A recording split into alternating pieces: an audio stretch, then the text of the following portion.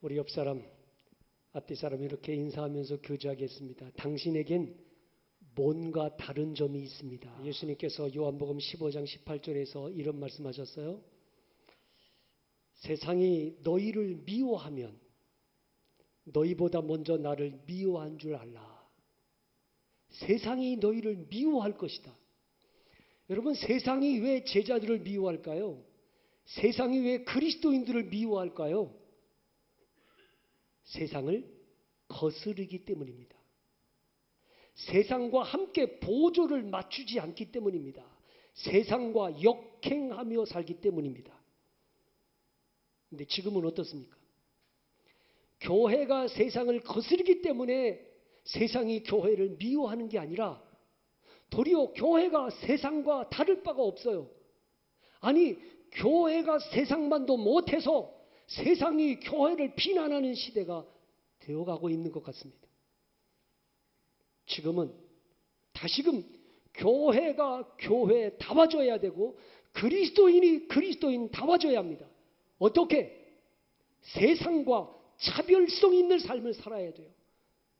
교회가 그리스도인이 거룩함을 회복해야만 합니다. 그런 점에서 오늘 이 말씀은 우리에게 주시는 하나님의 메시지가 있어요. 자, 바벨론의 포로로 끌려온 유다 소년들 가운데서 용모가 준수하고 지혜와 지식이 통달하고 학문에 익숙한 소년들을 선택해서 이들을 바벨론 왕궁에서 3년 동안 교육을 시키면서 인재 양성을 하고 있는 겁니다. 그런데 이 3년 동안 교육받는 이 소년들에게는 왕궁에서 나오는 비싼 음식, 기름진 음식, 산의 진미를 먹이면서 이들을 교육시키는 거예요. 그런데 이 왕궁에서 나오는 기름진 음식, 값비싼 음식, 이 산의 진미를 거절하는 젊은이가 있습니다. 저는 이 음식 안 먹겠습니다. 다니엘입니다. 이 다니엘과 그 친구들은 왕궁에서 나오는 이 풍요로운, 이 풍성한 음식을 거절하고 도리어 채식과 물을 먹겠다는 겁니다. 오늘 말씀 8절을 같이 한번 보겠습니다. 스크린을 통해서 한번 보시고 함께 읽겠습니다. 시작. 다니엘은 뜻을 정하여 왕의 음식과 그가 마시는 포도주로 자기를 더럽히지 아니하리라 하고 자기를 더럽히지 아니하도록 환관장에게 구하니. 아멘. 여러분, 남들은 없어서 못 먹는 이 귀한 음식, 왕궁에서 나오는 이 값비싼 음식을 안 먹겠다는 겁니다. 일반 사람들은 구경도 할 수 없는 그런 좋은 음식들이 왕궁에서 나와요. 그런데도 이 음식을 거절하고 안 먹겠다는 겁니다. 이유가 뭐예요? 오늘 본문 8절에서 더럽히다는 말이 2번 나오잖아요. 자기를 더럽히지 아니하리라. 이 왕궁에서 나오는 이 음식과 포도주가 왜 자기를 더럽히는 겁니까? 그것은 이 바벨론 왕궁에서 나오는 음식은 바벨론 우상에게 제사를 드리고 나오는 음식이기 때문에, 그래서 다니엘은 우상에게 제사 드리고 나오는 음식으로 인해서 내 신앙 양심을 더럽힐 수 없겠다. 비록 맛있는 거, 영양가 있고 풍성한 음식이지만 이것으로 인해서 내가 바벨론 우상에게 제사 드리고 나오는 음식을 못 먹겠다. 예. 모든 소년들은 이 음식 맛있게 먹고 이 음식 행복하게 궁중생활을 하고 있는데 다니엘과 그 친구들은 이 음식 앞에만 서면 고민이 되는 거예요. 왜냐하면 이 세속의 물결에 휩쓸려 가는 자신이 싫은 거예요. 남들은 부러워할지 모르지만 이들은 하나님 앞에 바로 서고 싶은 신앙이 있어요. 그래서 다니엘과 그 친구들이 음식을 주관하는 환관장에게 요구를 하잖아요. 열흘 동안만 우리에게 채식과 물을 주십시오. 왕궁에서 나오는 이 맛있는 음식과 포도주를 우리가 안 먹고 채식과 물을 먹겠으니까 열흘 동안만 테스트를 한번 해 주십시오. 그래서 열흘 동안에 우리 얼굴이 초췌해진다든가 우리 용모가 좀 달라지면 그럼 우리도 그때 가서 먹겠습니다. 그러나 열흘 동안 테스트해서 채식과 물만 먹었는데도 우리가 전혀 얼굴이 초췌해지지 않고 우리 얼굴이 더 윤택해지면 우리는 앞으로 채식과 물만 먹게 해주십시오. 자, 12절을 같이 보시죠. 다 같이 시작.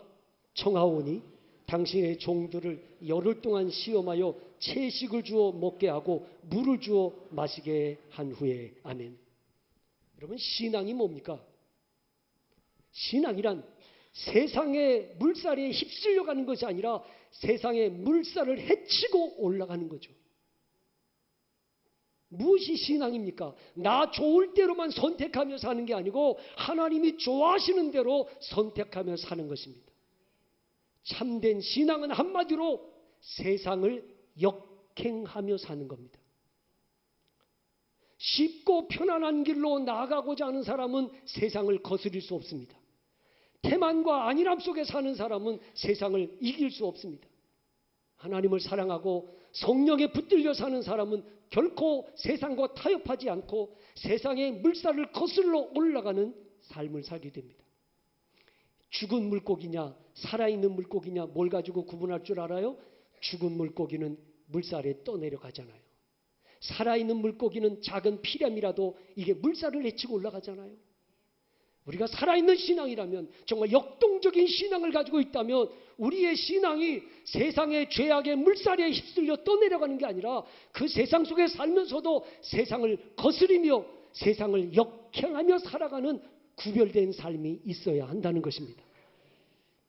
요셉이 애굽의 시위대장 보디발의 집에서 노예살이하고 있었잖아요.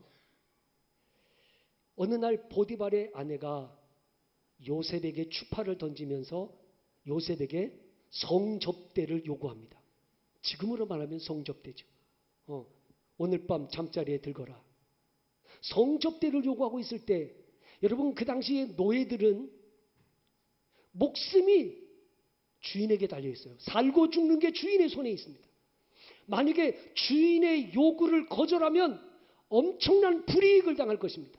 매질을 당하기도 하고 죽을 수도 있습니다. 근데 요셉은 보디발의 아내가 요구할 때 그걸 거절하고 그 자리를 박차고 도망가 버렸습니다.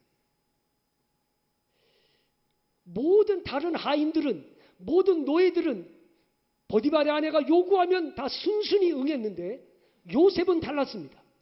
요셉은 응할 수가 없었습니다. 두 가지 이유 때문에 응할 수가 없었습니다. 첫째는 보디발이 요셉에게 명령하기를 우리 집안에 있는 모든 건 네 마음대로 해라. 그러나 내 아내만은 터치하지 마라. 요셉이 명령을 해. 보디발에게 명령을 받은 거예요. 그러니까 주인에게 약속을 지켜야 되기 때문에 보디발의 아내의 요구를 거절한 거예요. 두 번째, 하나님 앞에 악을 행할 수 없었기 때문이죠. 신앙을 가지고 있는 사람은 비록 보디발의 아내가 권한을 가지고 요구할지라도 아닙니다 라고 거절하며 역행할 수 있었던 것은 그의 신앙이, 그 믿음의 마음에 하나님을 경외하는 믿음이 있었기 때문이죠. 여러분, 우리가 세상의 문화와 풍조가 그럴지라도 하나님의 사람들, 신앙의 사람들은 세상의 문화와 풍조에 휩쓸려 가는 게 아니고 도리어 역행하며 살 줄 알아야 합니다. 여러분, 우리가 세상을 역행하며 살다 보면 어떤 일을 당해요? 비난받아요. 왕따가 되기도 해요. 불이익을 당하기도 합니다. 그러나 분명한 것은 잠시 후에 하나님이 나를 위해 예비해 놓으신 엄청난 은혜와 축복을 누리게 됩니다. 우리가 세상을 역행하며 살면 사람들에게 손가락질 받기도 하고 비웃음을 받기도 하고 왕따 당하기도 하지만, 그러나 그것이 끝나는 게 아니고 그 다음에 하나님이 나를 위해 예비해 놓으신 영광스러운 미래가 있다는 걸 아셔야 돼요. 결국에 열흘이 지났어요. 열흘이 지난 다음에 어떤 결과가 주어졌습니까? 자, 14절 15절 보시죠. 다 같이 시작. 그가 그들의 말을 따라 열흘 동안 시험하더니 열흘 후에 그들의 얼굴이 더욱 아름답고 살이 더욱 윤택하여 왕의 음식을 먹는 다른 소년들보다 더 좋아 보인지라. 아멘. 네. 열흘 후에 보니까 채식만 먹고 물만 먹었는데도 그들의 얼굴이 더 기름지고 윤택해졌습니다. 그뿐만 아닙니다. 자, 1장 20절을 함께 보시죠. 시작. 왕이 그들에게 모든 일을 묻는 중에 그 지혜와 총명이 온 나라 박수와 술객보다 10배나 나온 줄을 아니라. 아멘. 하나님이 세상을 거스리고 믿음으로 살려고 하는 다니엘과 그 친구들에게 지혜와 총명을 10배나 더하여 주시고, 그리고 장차 바벨론 총리가 되어 하나님의 영광을 위해 쓰임받는 사람이 됩니다. 제가 누누이 말씀드렸습니다만, 제가 군대에 입대해서 제일 힘들었던 게 뭐냐면 술을 안 마시는 거였어요. 사단에 갔다가 연대에 갔다가 대대로 갔다가 그리고 해안초소로 갔는데, 갈 때마다 신병들이 새로 왔다고 신병 환영식을 열어주는데 꼭 술을 갖다 놓는 거죠. 그리고 술을 마시라고 하는데 보니까 나랑 같이 교회 다니던 친구들도 다 마시더라고. 근데 저는 마실 수가 없었어요. 왜? 나는 전도사이죠. 전도사. 신학교 졸업하고 전도사인 내가 술을 마시라고 줄 때 마실 수 없죠. 그런데 사단, 연대, 대대는 인원이 여러 명이니까 안 마셔도 괜찮았어요. 그런데 해안초소로 가니까 분대원들이 10명밖에 안 돼. 10명밖에 안 되는 분대원들 속에서 나 혼자 그 분대로 배치받아 갔는데, 분대원들이 다 나 한 사람을 위해서 막걸리하고 맥주를 사다 놓고 사발로 갖다 놓고 이제 마시라고 주는데, 그래서 제가 확신 있게 얘기했습니다. 저는 술을 안 마십니다. 이런 거예요. 뭣도 모르고. 그래가지고요, 왕고참이 상병한테 뭐라 하냐면 제 교육 좀 시켜라 그래가지고 그날부터 앞마당에 불려 나가가지고 일주일 동안 매 맞고 얼차례 받고 수없이 고탄을, 정말 타령하고 싶은 생각이 들더라고. 너무 힘드니까. 밥 먹고 하는 일이 그 앞마당 나가가지고 얼차례 받고 매 맞고 얼차례 받고 일주일 동안. 근데 일주일 딱 끝나고 나니까 다시는 나에게 술 마시라고 권하는 사람이 아무도 없었습니다. 아멘을 안 하세요? 그 다음 더 중요한 거예요. 그렇게 고생해서 한 달이 되기도 전에 연대에서 전화가 왔어요. 홍사진 이등병 연대 교회로 올려보내라. 그래가지고 한 달도 되기 전에 연대 교회로 발령받아서 제대할 때까지 교회에서 목회하다가 나올 수 있도록 은혜를 주셨어요. 저는 지금도 확신이 있어요. 여러분, 세상을 거스리며 사는 게 때로 힘들고 때로는 고난의 값을 지불하기도 하지만, 그러나 그 다음에 하나님이 나를 위해 예비해 놓으신 엄청난 축복이 있다는 걸 아셔야 돼요. 지금 당장 고난을 피하겠다고, 지금 당장 어려움을 회피하겠다고 세속의 물살이 휩쓸려 떠내려가면 하나님의 축복, 하나님의 영광을 볼 수가 없어요. 그러나 지금은 비난받기도 하고 눈총받기도 하고 왕따 당하기도 하고 불이익을 당하기도 하겠지만, 그러나 내가 세상을 거스리며 하나님 앞에 믿음으로 살겠다고 다짐하는 순간부터 하나님이 나를 위해 예비해 놓으신 놀라운 축복이 있다는 걸 아셔야 돼요. 다니엘이 뜻을 정하고 왕궁에서 나오는 기름진 음식, 맛있는 산의 진미를 거절하고 채식과 물만 먹겠다. 왜? 신앙 양심을 지키겠다고. 세상을 거스리며 살아가는 이 다니엘. 그런데 하나님이 그를 위해 놀라운 은혜를 예비해 놓으셨어요. 1949년부터 1961년까지 약 12년 동안에 동독에 있던 사람들이 서독으로 옮겨가는데 250만 명이 옮겨갔습니다. 어마어마하죠. 250만 명이 동독에서 서독으로 옮겨갔습니다. 그러니까 동독의 경제가 침체하는 거예요. 250만 명이 서독으로 가니까 동독 경제가 침체되잖아요. 그러니까 동독에서 어떻게 했어요? 베를린 장벽을 친 겁니다. 1961년도에 베를린 장벽을 쳐가지고 그래서 못 넘어가게도. 동독에서 서독으로 넘어가는 걸 막아놓은 거죠. 그런데 그 당시에 모든 사람들이 다 동독에서 서독으로 막 이주하는 거예요. 그런데 반대로 서독에서 동독으로 가는 사람이 있었습니다. 모든 사람들이 다 동독에서 서독으로 공산정권에서 민주국가로 다 이동하고 더 잘 살고 싶다고, 편안하게 살고 싶다고 다 서독으로 이동하는데, 서독에서 편안하게 잘 살 수 있었음에도 불구하고 일부러 동독으로 역행하며 거슬러 올라가는 한 가정이 있었습니다. 그 가정은 호르스트 카스너라고 하는 목사님 가정입니다. 사진을 벌써 띄워줬어요. 예. 한번 불 한번 꺼줘보세요. 저쪽에 계신 분이 카스너 목사님이에요. 이쪽에 부인이고 가운데가 딸이에요. 근데 저 딸 많이 본 사람이죠? 예, 나중에 설명해 드릴 거예요. 이 카스너 목사님은 저 가운데 있는 사람이 딸인데, 그 딸이 그때 태어난 지 6주밖에 안 됐어요. 신생아.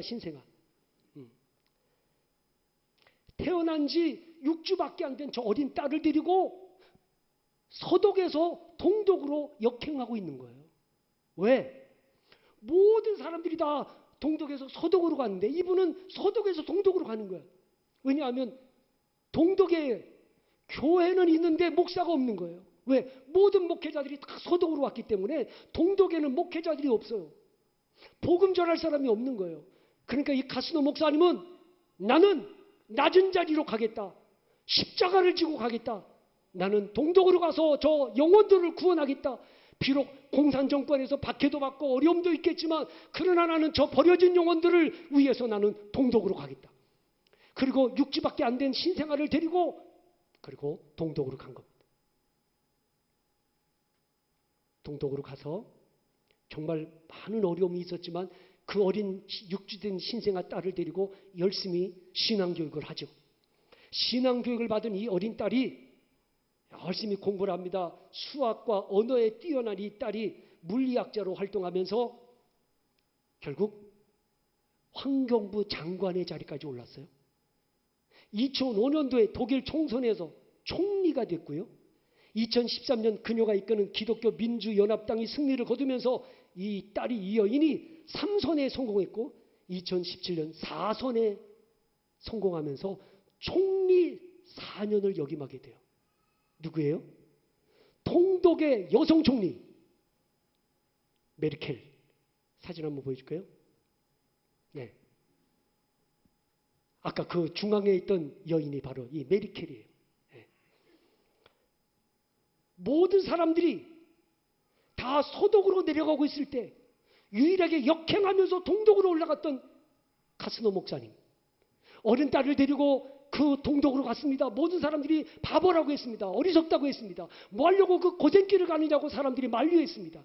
그런데도 불구하고 이것이 주님의 뜻이니까 저 영혼들을 위해서 나는 그 길을 가야 된다고 역행하면서 동독으로 올라갔는데, 하나님은 그를 위해서 이 앙겔라 메르켈이라고 하는 이 딸을 동독 독일의 총리를 만들어 주셨어요. 이녀는 재임 기간 동안에 그리스 경제 위기, 우크라이나 분쟁, 시리아 난민 사태 등 국제 현안을 지혜롭게 잘 해결해 나갔어요.